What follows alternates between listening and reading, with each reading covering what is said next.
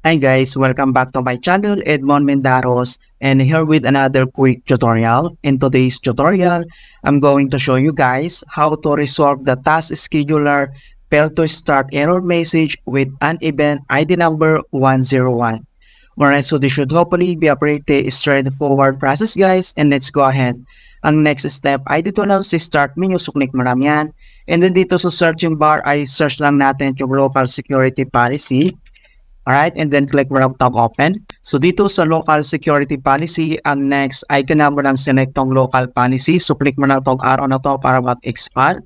And then ang susunod ay kailangan mo lang mag-double click dito sa user right assignment. So double click. Then dito sa user rights assignment, so ang next ay kailangan lang natin i-search yung log on as a batch job. So scroll lang tayo. And then ito na siya. So dito sa log on as a batch job, so double click lang tayo dyan. And then next, so dito sa kanyang log on batch job properties, kailangan mo lang select tong add user or group. So click mo lang yan.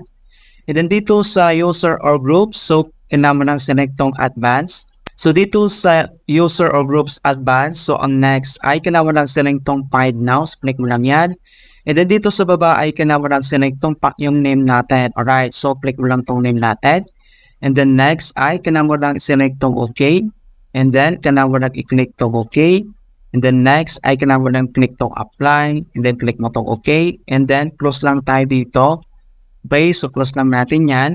And then next ay kailangan mo lang mag-restart. So click mo lang tong start menu. So and click mo tong restart.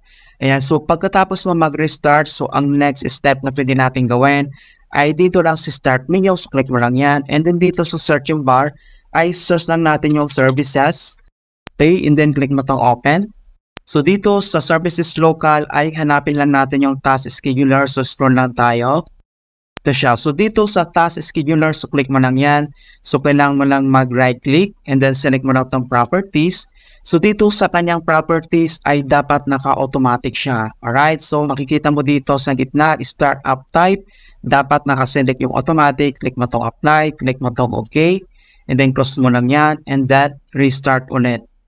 Click mo itong restart. Ayan, so ganoon lang po kasimple kung paano natin i-fix yung task scheduler failed to start event ID number 101. I hope this quick tutorial will really help for you, and please don't forget to like this video, subscribe to my channel. Thank you guys, and see you in my next tutorial.